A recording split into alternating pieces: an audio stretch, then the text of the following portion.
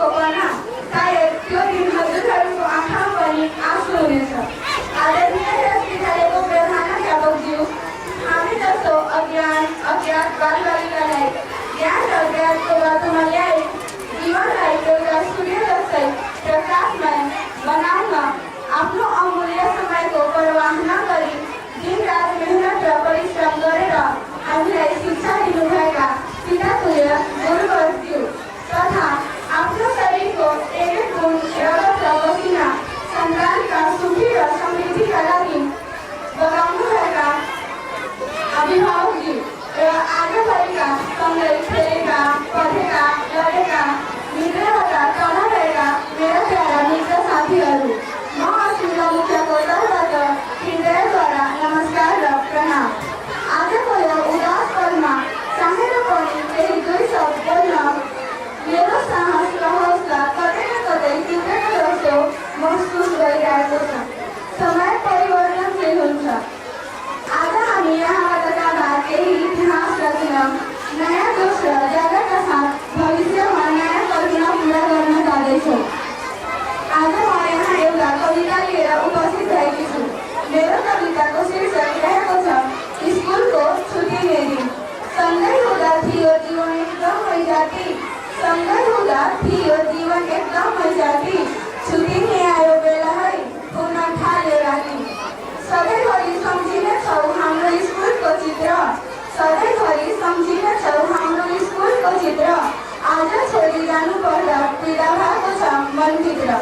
माफी दिनु मैले गल्ती गरेँ भुलमा, माफी दिनु मैले गल्ती गरेँ भुलमा, फेरि यो सोच नै जब राखे कदम यो स्कुलमा। राम्रो काम गर्दा पाउँथ्यो ताली, नराम्रो गर्दा गाली, राम्रो काम गर्दा पाउँथ्यो ताली, नराम्रो गर्दा गाली। हजुरले सिकाएको बाटो लाग्ने अब हाम्रो पाली।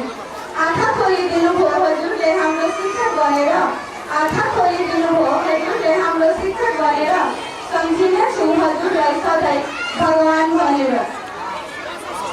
मिस म्याडमको सङ्घर्ष र सरहरूको बात, मिस म्याडमको सङ्घर्ष र सरहरूको बात, यो स्कुललाई भुलिने छैन मैले दिन रात। जब सम्झिन्छु छुट्टिने दिन खस्छ आँखाबाट आँसु, जब सम्झिन्छु छुट्टिने दिन खस्छ आँखाबाट आँसु, साथी र यो स्कुल थियो मेरो मुटुको एक मासु। सिके गर्न राम्रो व्यवहार र राम्रो काम, सिके गर्न राम्रो व्यवहार र राम्रो काम, ठुलो मान्छे बनी चम्काइदिन्छु यो स्कुलको नाम। नराम्रो बानी फाली मैले राम्रो बानी पाली, नराम्रो बानी फाली मैले राम्रो बानी पाली, बनी साहसी मैले शिक्षालाई रङ्गाली। अन्त्यमा यो स्कुलले मलाई दिएको शिक्षा, माया, प्रेरणा र अनुशासनका लागि म हृदयदेखि आभारी छु। आदरणीय प्रधानाध्यापक हरेन्द्र राय यादवज्यू र सम्पूर्ण शिक्षक वर्गले दिनुभएका ज्ञान, समर्थन र मार्गदर्शनले मेरो भविष्य निर्माणमा ठुलो भूमिका खेलेको छ। म आफ्नो साथीहरूलाई पनि धन्यवाद दिन चाहन्छु जसले मेरो यो यात्रा अत्यन्त सुन्दर बनायो।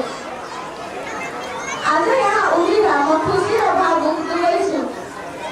मैले यो स्कुलमा कक्षा एलकेजीदेखि आफ्नो अध्ययन अध्यापन सुरु गरी धेरै कुरा सिक्ने, बुझ्ने र अविस्मरणीय यादहरू बनाउन पाएँ।